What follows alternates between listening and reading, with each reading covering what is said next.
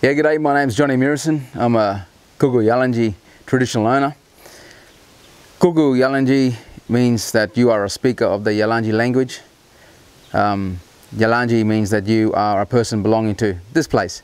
And so this place here in the Laura Basin area is my country. So Yalada Nayoku Bubu, welcome to my country. Yalada Nayoku Bubu Wangadarai Yalanji, which simply means welcome to my country, Western Yalanji country. This country here is my great-grandmother's country, and her name was Rosie Maytown Palmer. And through the native mounted police and the stolen generation assimilation policies, unfortunately they were taken off country back around about 1905 and forcibly removed from country. Unfortunately, my great-grandmother was shot dead in front of her. Her younger sister was shot in the leg, carried that injury for the rest of her life. And then my great-grandmother Rosie, she was hit with a rifle in the left eye socket, broken, and jaw was broken. And that's how they was taken off country.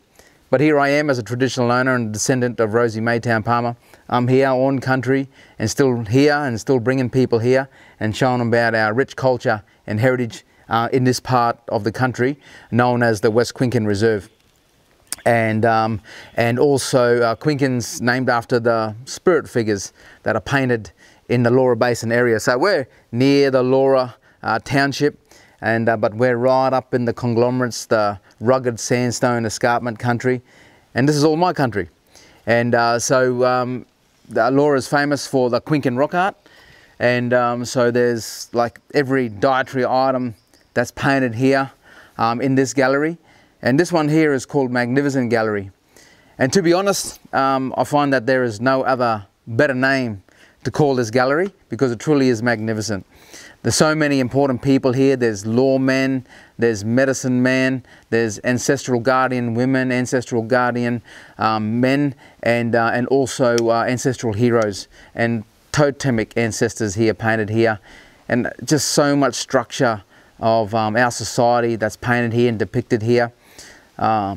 Burial rituals,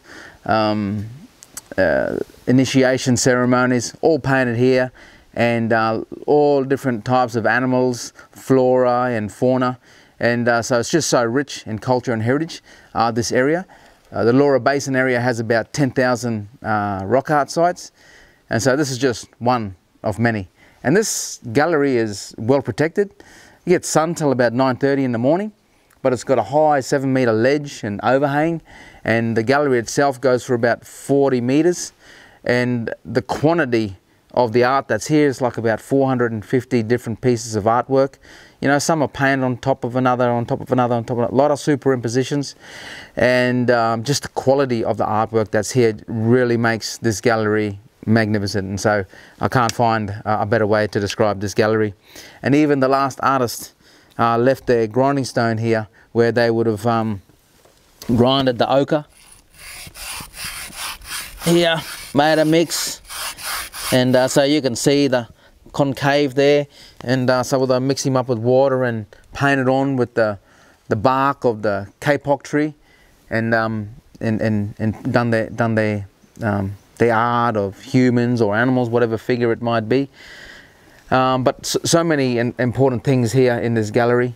You know, look at that dilly bag there. It's got a little baby painted inside too. So that was a baby carrier. And you know, it was dyed from that red bloodroot plant. And you got jinglemoo, you got taipan right here. So so many things here. And but of course, Quincan rock art. It's named after all these big fellas. Look at that big Quincan. You know, he's a no good fella, malevolent, mischief fella, no good fella. And but we got two Quincans, you know. We got a good one and no good one. And but that one down there, she's the protector, provider, and she provided all that that sugar bag. And so I'll show you that one in a minute. But that's a good one. But look at this woman here, you know. She gone through ceremony. She got her hair belt on at one point in her life. She was a young girl that became woman, and so that grass skirt there, that hair belt, symbolises that she went through ceremony. But unfortunately, as a woman, she had a husband. It's not unfortunate that she had a husband. It's just that, unfortunately, her husband passed away. And so she had them bandoliers, and that symbolises that she's a widow. And another unfortunate thing, that all the tools and weapons of her husband went to the older brother. And you know, you're only as good as your last wet season here. And so that's why our old people painted these eel-tailed catfish, because that's the fertility symbol. That's a symbol of man. And so as a fertility symbol, they paint them there to say, hey, yeah, old people, give us good luck. Give us a good season. Give us a good wet season. If we keep the law going, L-O-R-E, if we keep law going, you keep everything going good for us. Bush tucker, bush medicine. Goanna, you know, when them wattle come on the tree, that yellow wattle, when that starts flowering on the tree, we know goanna's ready. There can be abundance of goannas and turtle. So that's why they painted there. Good food source, mixed with your carbohydrates, bally yam, and the long yams up here too. Those ones there. So look at them long yams, bally yam, and goanna. So you got your meat and you got your carbohydrates. So all a good bush tucker there. But look at this beautiful kangaroo, painted, you know, big solid fella. Ancestral, totemic ancestor. And so the kangaroo that's painted here represents one old person whose totem was the kangaroo, and his spirit still resides in that kangaroo, in that painting there. So everything's very spiritual and significant here.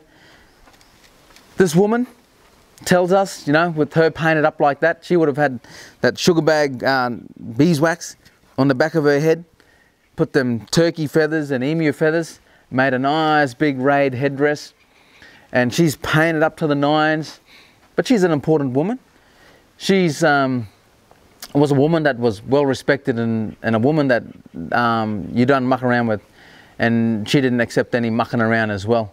And but she's an ancestral guardian, and so I like this one because this shows that this woman here, and women in general, were very well respected for their daily contribution to life, not just for sex or procreation or for bearing children, but for who they were and their daily contribution to life. So they're very important.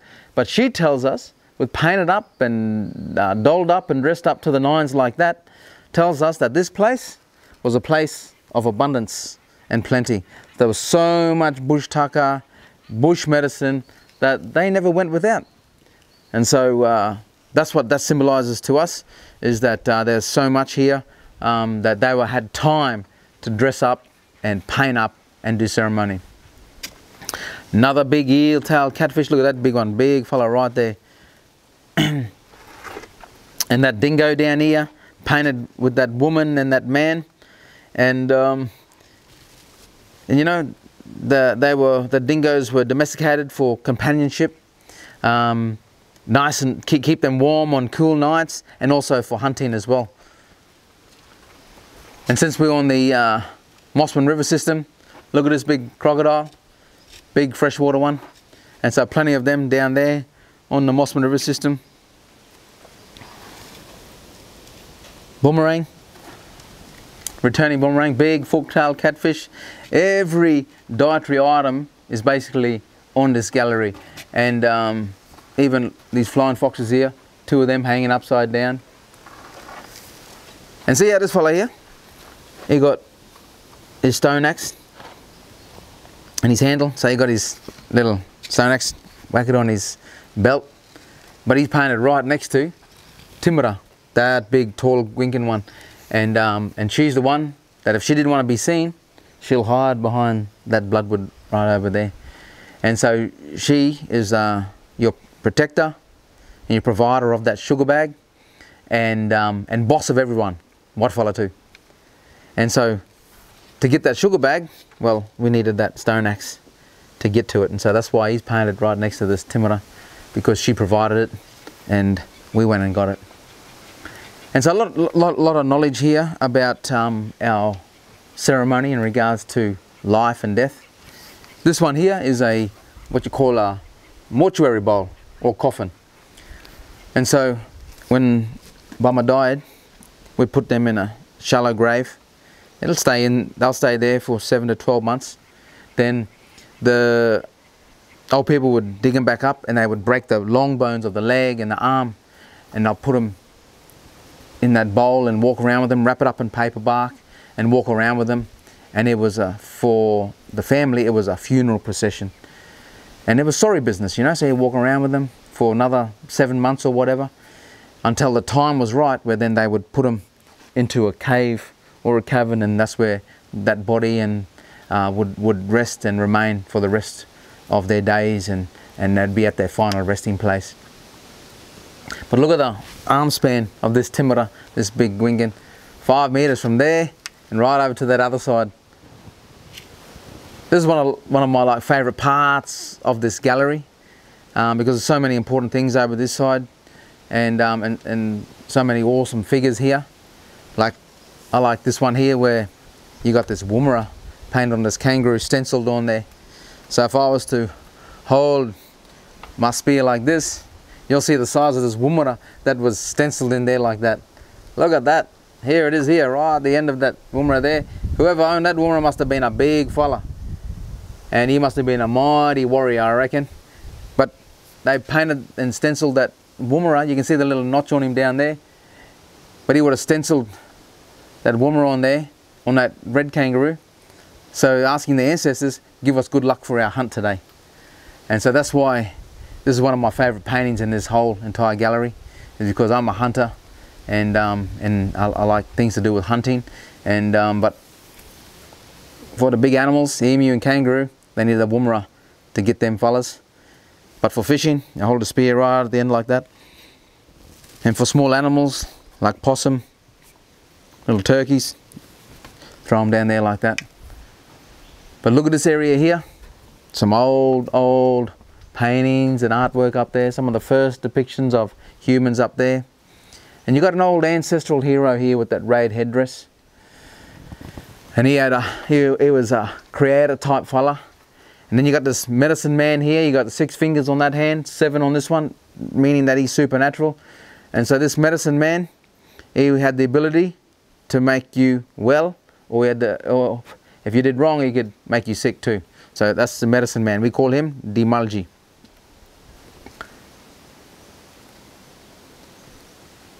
And right here, you got this Jarramali. There he is there like that. There's Jarramali painted there too. And then you got this fella here. Another timera painted there, and he got that lines across him, depicting that scarification. And so when they cut themselves, the more lines, the more high and important you are in our society, and gone through many initiations and ceremony. And as that quartz knife cut him, they'll get that ash from the fire, put it on so it'll get infected and make the scar raise higher and higher. But that shows he went through a lot of initiation and ceremony here, this fella here. And look at this big lure man. He got that mussel shell pendant, and he's painted up, beautiful outline, infill and dots.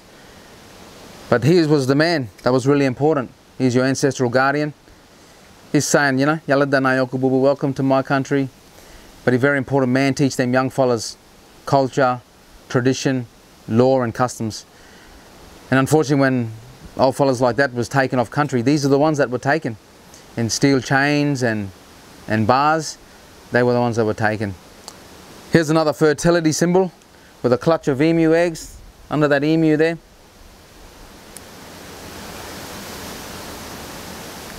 But his spirit of this fella, his manokalkaji, it lays right there in front of him.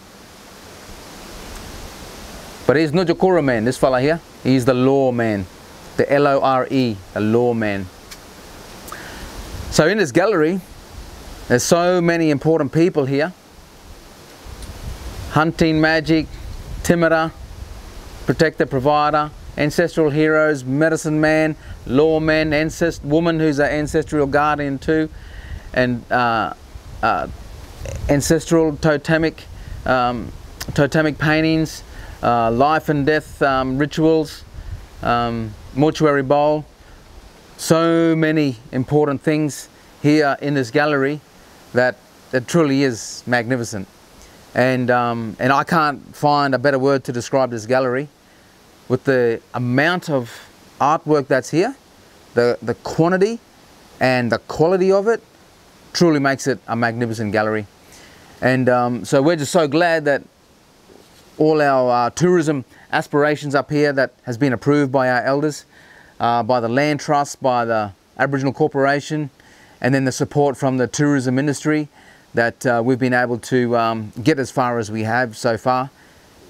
But hopefully in 2021, with the extension of the Year of Indigenous Tourism, that we'll be able to put on some boys for training and employment, or girls.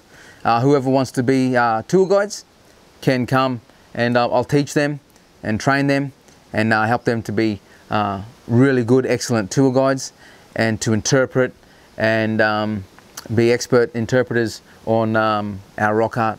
And we're always finding new rock art sites too.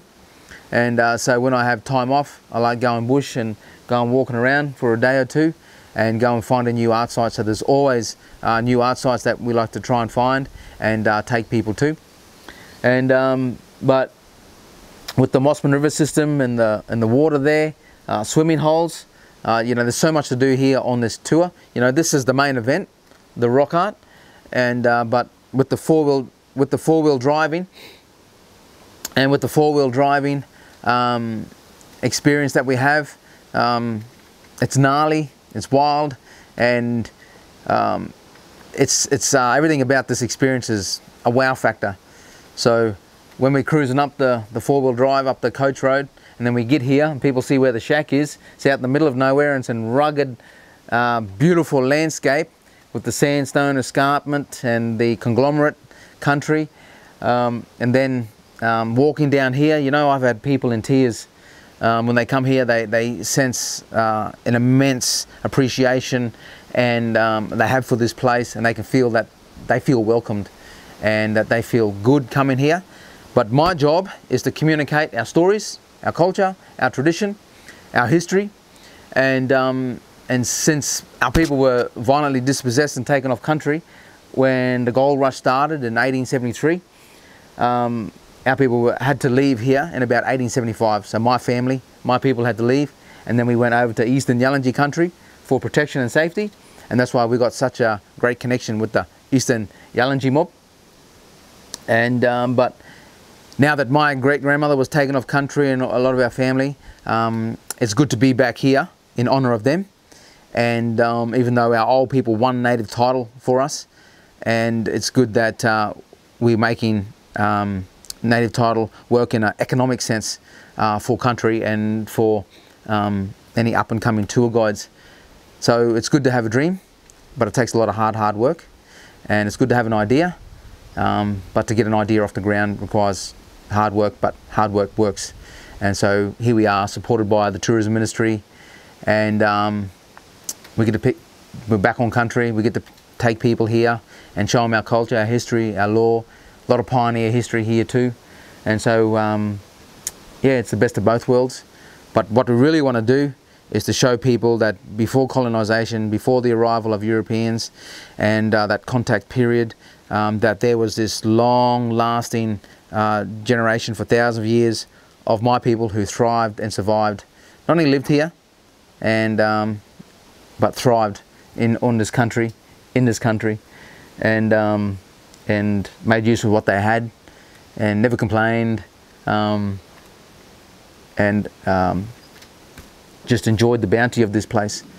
There was plenty bush tucker, plenty bush medicine, and but now it's good to come back. We're here on country and we get to share it, and if people who come here, my guests, if they can come here and leave with a greater appreciation and greater understanding of our old ways, and be more respectful to each other, then if they can leave a better person, then I've achieved my goal.